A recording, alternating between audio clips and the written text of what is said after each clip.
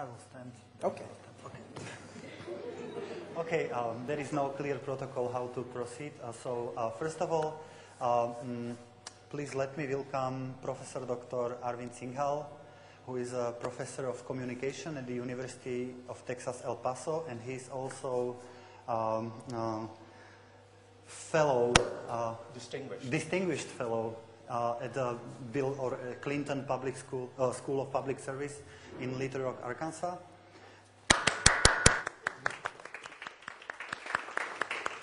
I'm sorry, we might be clapping a bit more as we are used to because he likes when people clap. Anyway, first of all, thanks to the U.S. Embassy in Bratislava and Slovakia. Thanks to Face-to-Face, which is a regular meeting discussion platform they have. And thanks to Eurocine, which is a film viewing and discussion evenings at the Faculty of Social and Economic Sciences at Comenius University in Bratislava. We have been able to bring together this distinguished fellow and guest, and at the same time, interesting films we are about to see. One thing needs to be said before Arvind starts to introduce the film and the topic of nonviolence, and that is that because of the recent events, that is the award of Nobel Prize for Peace to three distinguished peace activists who used nonviolent strategy to fight violence. We will be watching only one part from the film A Force More Powerful, which was the original film we wanted to see. It will be a part about Mahatma Gandhi and the nonviolence. And then we will watch a film. It's a short documentary film which actually received quite many awards at documentary film festivals. And it's called Pray the Devil Back to Hell. And it's actually a film about these three ladies who were awarded the Nobel Prize for Peace. So I think this change of program was confirmed and accepted by Arvind, and it fits very well into the topic he would like to talk about tonight. Excellent. So Arvind, the floor is yours. Okay, thank you, Andrej. Good evening. I know we've got our distinguished translators at the back. Thank you for all that you're doing. Does anybody need translation?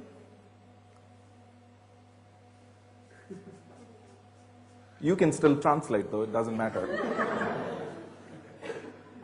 But I guess what we are saying is if somebody would like to get headphones, given I speak in a form of English which may not be so clear, you should feel free to do so.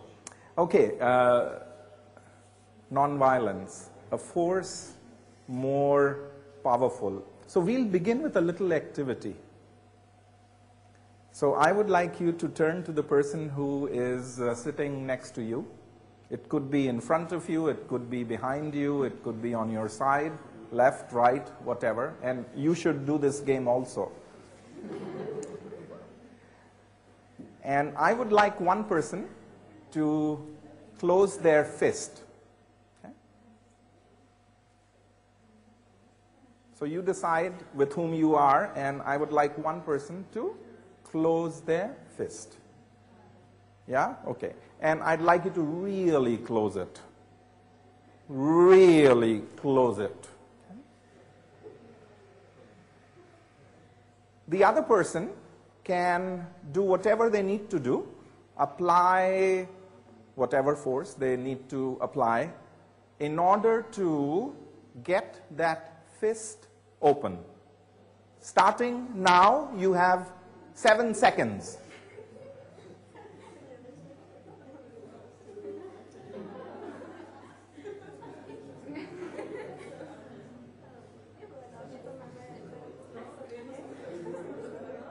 All right.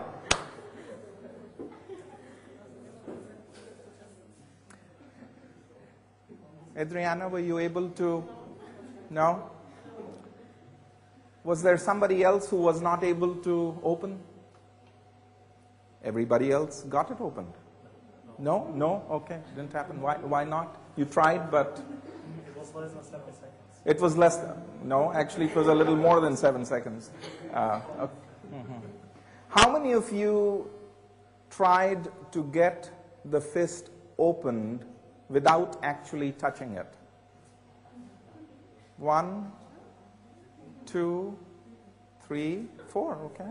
It's not bad. What did you do? How did you? I said, please. She asked me. You were asked, please, would you open? Okay, and how about you? The same. Oh, the same. Did you just listen to her and then asked her, or? Well, I first tried to open my Oh.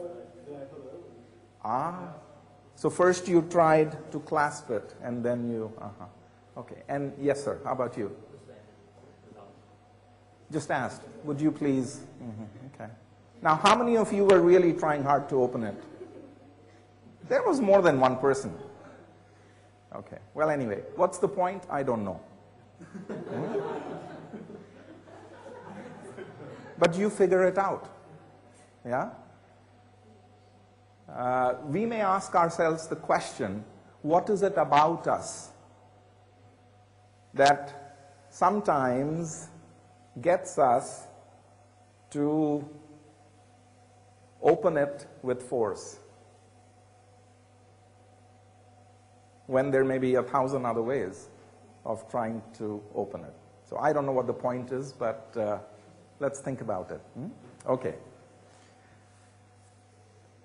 I feel a personal connection with the notion of a force more powerful, but a different kind of a force, because I was born and raised in India, and I am very conscious that I'm the first generation of Indians who were born in an independent India. And I'm also very conscious of the fact that India gained its independence not with bullets and not with cannons, but with a force that was more powerful. And that force has been talked about in different ways. Some call it soul force, some call it human force or the force of humanity. Some call it the force of love. But it's a different kind of a force than the force of physical force. And of course, we had a leader whom we called Mahatma Gandhi. Mahatma means, does anybody know? Why? It wasn't his name. Mahatma. Why did we call him Mahatma? Would you like to know? Okay.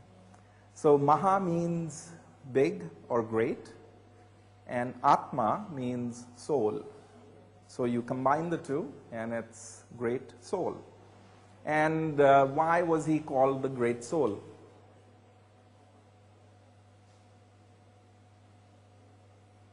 It's a question.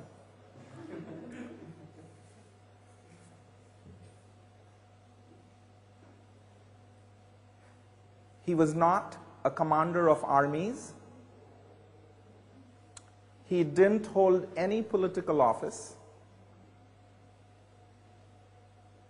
He had no artistic talent. He made no scientific discoveries. He wasn't a good speaker. He wouldn't have won any beauty contest. He was 5 foot 4.5 inches tall and 110 pounds.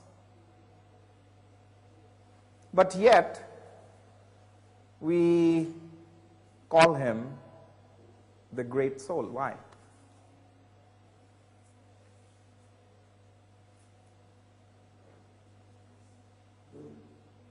It's still a question.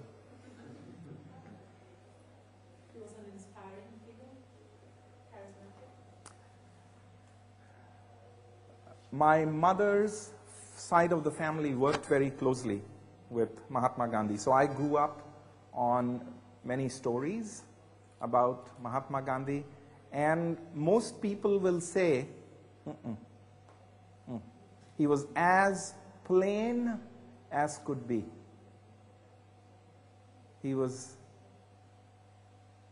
he tried to bereft himself of charisma. His living philosophy was, I need to reduce myself to zero. Now I can hear myself. Thank you, Andrej. And can you picture him? How will you describe Mahatma Gandhi? What does he look like? Visualize him. Spectacles, round spectacles. Wrapped in a white loincloth with a stick. Working with a spinning wheel. You've described all his possessions. A spinning wheel with which he made his own cloth. The cloth that he wore. He had a plate, one plate. He had a little desk. He sat on the floor. And he had a watch because he was very mindful of time. And he had his shoes. That's it. He didn't have to wake up in the morning and say, okay, what colored shirt would I wear? Or what socks go with which trouser? Or, you know, when do I need to apply for this so that I... His mind was uncluttered. And he said, all my life I've tried to make my life uncluttered so that I can think about a certain way of being. So there are many stories about Mahatma Gandhi. One of my favorites is, and this is just to set the context, because by nonviolence, we don't just mean issues of force. I think it's much deeper than that, at least when it comes to Mahatma Gandhi. So one story is he always traveled third class. No? Never traveled first class, never traveled second class in train. No? Always third class. And sometimes the viceroy, the British viceroy, would say, well, Mr. Gandhi, we'd like to have meetings with you, and you would represent, India or India's interests, and we can send a plane so that, or we can create a special train. And he said, oh, no, I'll come in my... And he always came third class in his poor man's clothes. He was at one point in time, he was a very rich and successful lawyer in South Africa. He wore bow ties and top hats. Qualified as a lawyer when he was 22. In the year 1905, his annual salary at that time, practice, was worth $30,000 US a year. That was 106 years ago. He was very well-to-do. And then, as he transitioned, so he was asked, Mr. Gandhi, why do you travel third class? It's a good question, no? Like, you could do better. And he said, my friend, you know, I travel third class because, as you know, there is no fourth class. When he was in London negotiating India's home rule, and he was wearing his, his handspun, a journalist said, surely, Mr. Gandhi, you're not going to Buckingham Palace to have tea with the king, George V, dressed like this? And he said, my friend, as a matter of fact, I was planning to go like this because I know that the king would have enough for the both of us.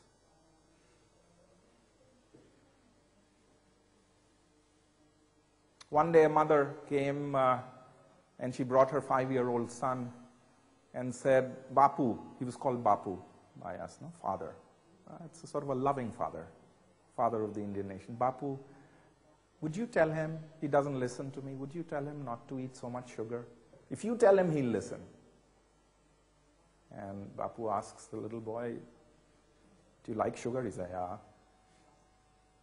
Does your mother tell you not to have so much sugar? Yeah. And you don't listen to her? I don't. Okay. He says, sister, to the girl, the woman, come back after 2 weeks. She's like, 2 weeks. And she thought, maybe there are other people waiting to see him, so she left. She comes back after 2 weeks. She says, Bapu, I don't know if you remember. Oh, yeah, of course I remember. So brings the child, says, do you still like sugar? Oh, yeah, I love sugar. Does your mother tell you not to eat? Yeah, she tells me. Do you listen to her? Mm-mm. So Bapu says, tomorrow, I would like you to do a small thing for me. He asks the little boy. And the boy says, what? He says, tomorrow, could you try for me, please, to cut down a little bit on your sugar? He says, just a little bit? Just a little bit. So if you have 10 candies in a day, have 9.5. So 9.5, okay. And he says, then the next day, could you cut down a little bit more for me, please? Would you do it for me? He said, okay. So have 9 if you can, the next day. Okay. And then he says, the day after that, could you try cutting down just a little bit more? And so on. And then he said, sister, thank you for coming. And so she says, Bapu, I have a question. What you told him right now, why didn't you tell him 2 weeks ago? You could have told him exactly the same thing 2 weeks ago. He said, yeah, you're right, sister. I could have. But sister, you don't know that I also like sugar. And first, I had to see that it was possible to cut down sugar. And it is. A little bit at a time. This is a few months before he passed away. You have an idea why he was called the Great Soul? He was asked by people, how did you do it, Mr. Gandhi? How could you take 350, 400 million Indians and mobilize them, against the might of the British Empire? And we know the sun never set on the British Empire. How could you do it? He said it was very simple. Got rid of colonialism. It was very simple. Very simple. And I was always in control. So the journalist, what do you mean, Mr. Gandhi? It was very simple. And you were always in control. He said, well, listen, I never tried to mobilize anybody.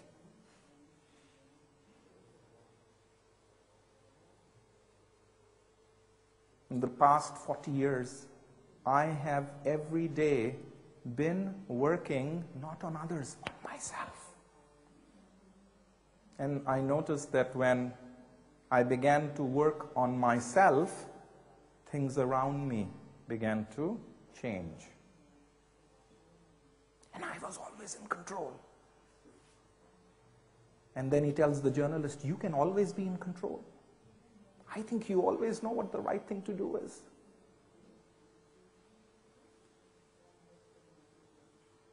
Okay, so with that introduction, Mahatma Gandhi, force more powerful, and you can see this is not just the force of nonviolence, it's a different kind of a force.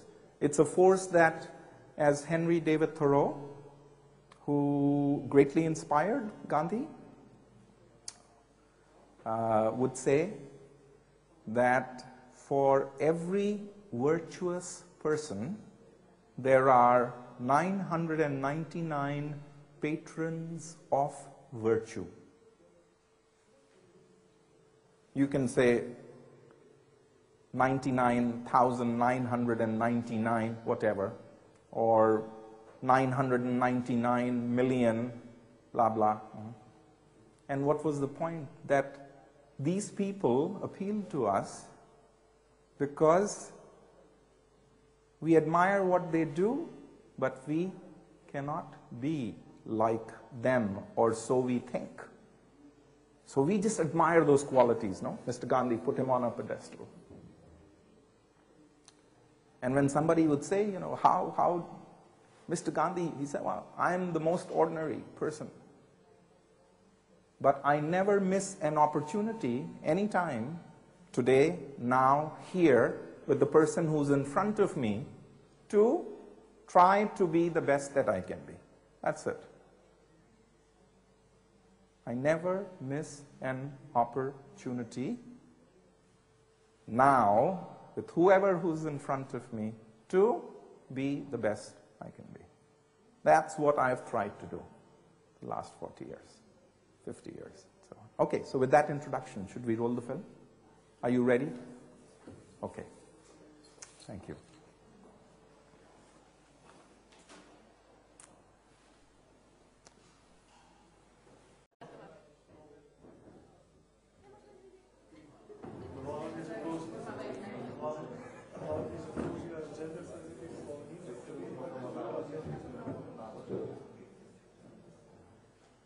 So I would like to spend a minute or two, maybe three, asking the triad, the group of three, what did you hear? Okay, I'm not asking you to share with the larger group what you said, but I'm interested in asking you what you heard which appealed to you. So let's just quickly go. And I'll stay focused on you for a minute, and then you can, you can speak. If not, I'll keep moving. Just clarification, what did we hear? Which appealed to us. What did we hear in our group which appealed to us, which gave us some reflection? And you may say, I didn't hear anything which appealed to me, and that's fine. We can then continue moving. So,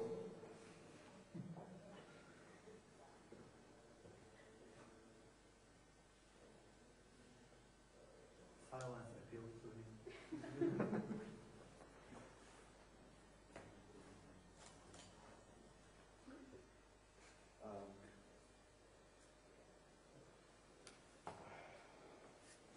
Actually, we were thinking that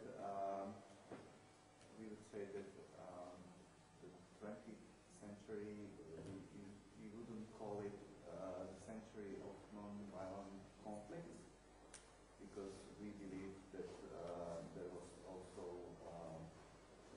several conflicts which were violent enough, so it doesn't deserve this name. okay. Okay, good.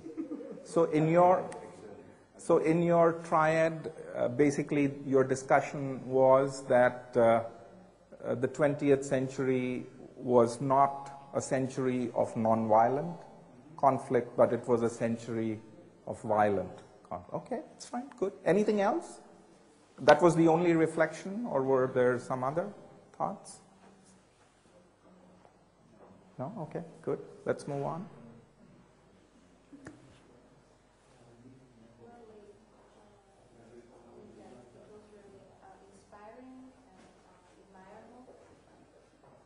Because of the recording. Okay.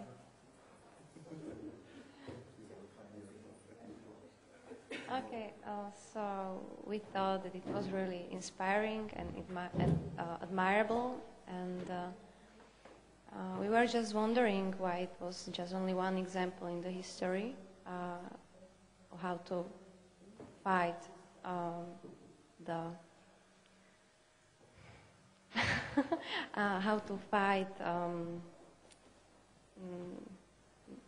conflicts in this way. Because conflict is fought in other ways as well. Okay, yeah, as we know, it is.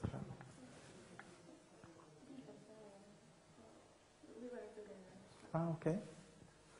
Are you okay? Yes. Okay.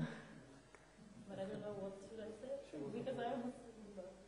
We were saying, if you wish to share what happened in your triad. I can say. Yeah? We had a nice discussion, and there was a question raised. Do I need Okay. Please. There was a question raised, like, what would be a reason for Slovak people to march for? Because we're really talking about this march for Salt, so we were thinking, like, what would be worth it to march in Slovakia. We didn't find any specific answer, but we discussed. Yeah. Okay. Anything else? Anything to add, Andrej? At the same time, okay. We were wondering about this kind of like an inner conflict in Gandhi, that at the same time he was this selfless person who didn't want to be charismatic and didn't want to be perceived as a leader, and at the same time that he was like this genius of political campaigning and basically genius of political public relations, and this doesn't go like well together. I mean, it's like in contradiction to each other. Is the conflict more for you as you critique it, or do you think this was a conflict for Gandhi? I wouldn't say it was a critique on Gandhi, but I would say it's a critique for anyone who tries to, I mean, conceptualize who Gandhi was and what he did, and basically it challenges one interpretation frame for Gandhi as a personality or public figure. Right. In that he's not monolithic. Yeah, yeah. That, you know, you can look at him in a variety of different ways. Okay, good. Oh, it's so nice to... I know people are just reaching out for the microphone. Well, we a little bit discussed Soviet intervention to Czechoslovakia in 1968, and we tried to look for some similarities or similar features. Maybe Jan Palach, and we discussed this, and what else? And what did the discussion say? Maybe we posed the question among us to whether it is possible 100 years after to do such things, or whether this behavior may affect people the same way as it was with Gandhi. Okay, good. So we're looking at the relevance of that idea today. I was wondering if it was successful and if it would be successful today, today's life. And what do you think? I don't know, really. Good. And maybe one another note, like to what extent the governments and other power managers learned how to deal with such an action, public action. Whether that's the question of the future success of these events. Did the British government become smarter about how to deal with? Okay. What else do we have? Good. This is great. We discussed the importance of everyday human activities for politics and how to use it in politic action. And by everyday activities, you meant?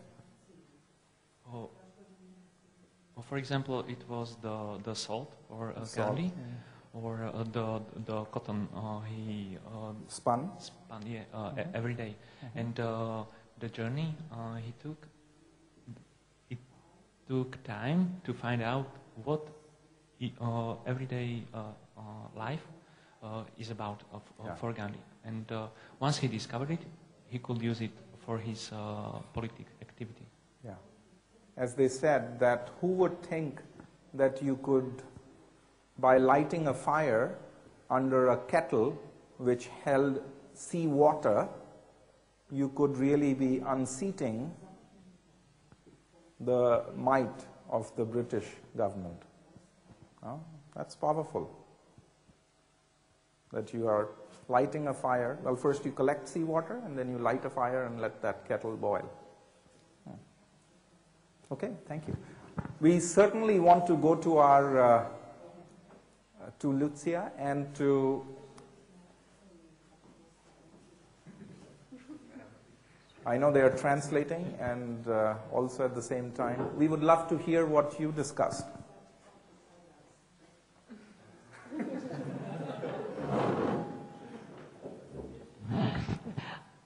What I remember from the discussion, what appealed most to me was that every one of us can do a little bit, bring a little bit of grain to the big pile. And when every one of us brings just a little grain, when there are enough of us, there will be a big mountain that may have big power. So let's not be discouraged by, I cannot do anything. One grain is enough. So that's what I remember. Okay, thank you. Most. And then, Okay. I'm fine. I'm fine, thank you.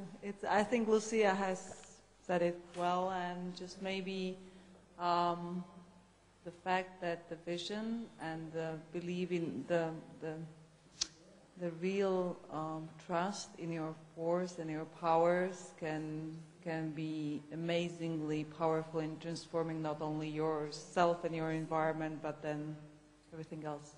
Thank you. thank you. Anybody else? Any other thing? Do you want to come back and say something else? Anything to add? Thank you. So there's a story. It's a Jewish story, but I think it can be a story of it's a human story, let's just put it this way. But it comes from a Jewish philosopher, so I have to at least attribute it. So it's the story of a 70-year-old man, could be a woman, but let's say in this case it's a man, who is reflecting back on his life, the journey that he's taken. And he says, when I was 20 years old, I wanted to change the world. And by the time I was 30, I realized that the world was too big a place for me to change. So I will just focus on my country. And then by the time I was 40, I realized that my country, Slovakia, India, Estados Unidos, USA, so big to change, that I will just focus on my city, Bratislava or New Delhi. And then by the time I was 50 years old, I realized that my city, such a big place to change, so I should just focus on my neighborhood. And then by the time I was 60, I realized that my neighborhood, people whom I grew up with, who I know and who know me, very, very difficult to change. So I should just work on my family. And now that I'm 70 years old, I have realized that my family, my loved ones, who I know, who know me, are the most difficult people to try to change. So maybe I should work on changing myself. And then he rewrites the story and he says, what if I had begun to work on myself when I was 20? Maybe by the time I would be 30, those around me, my family, my loved ones, perhaps I may have an effect on them. Maybe by the time I'm 40, people in my neighborhood, my extended networks, perhaps they might begin to change. And maybe by age 50, people in my city may know a little about what we've been doing for these 20 years, and maybe that may begin to change. And by the time I'm 60, maybe people in my country would come to know what has been done, and perhaps things may begin to change. And now that I'm 70 years old, perhaps somebody may say that, here is somebody who changed the world a little bit. So it's a story for reflection. Oftentimes, we think that issue of nonviolence or violence, does it matter? Will it have this effect? We think outside of ourselves. We always do, no? So once I overheard a conversation between a young woman who flew from Mexico City to Calcutta to meet Mother Teresa. And I happened to be there because I had a long corresponding relationship with Mother Teresa for many years and found myself in her presence several times. And this young woman from Mexico said, "Mother, I have come all the way from Mexico City because I want to hear from you how I should begin." And she said, "What, begin what?" She said, "I really want to help the world. And I have come to you so that you could tell me how I could help the world."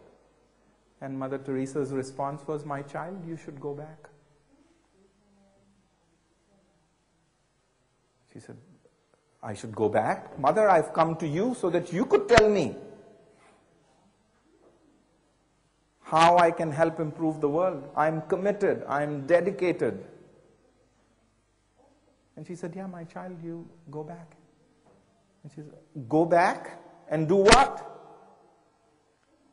She said, "Go back and start from here. Start from where you are. Begin with the person who's in front of you. And start now." That's it? She said, "Oh, that's it." Very difficult to do. Very easy to intellectualize, no? Easy. So we were asked a question when we were, will this work?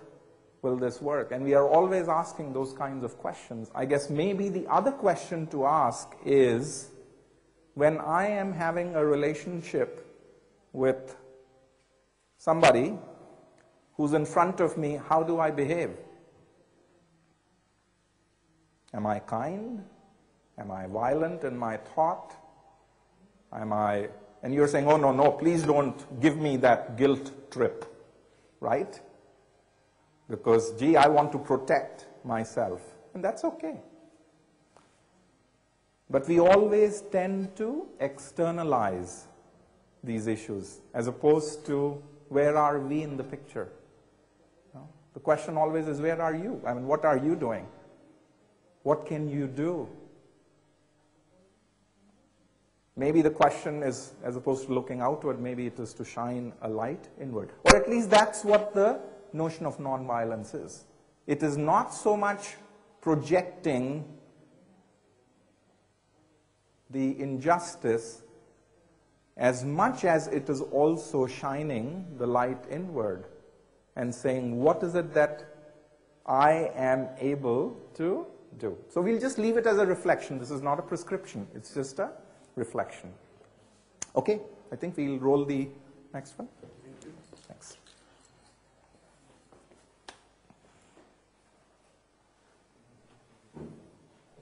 How long is this film?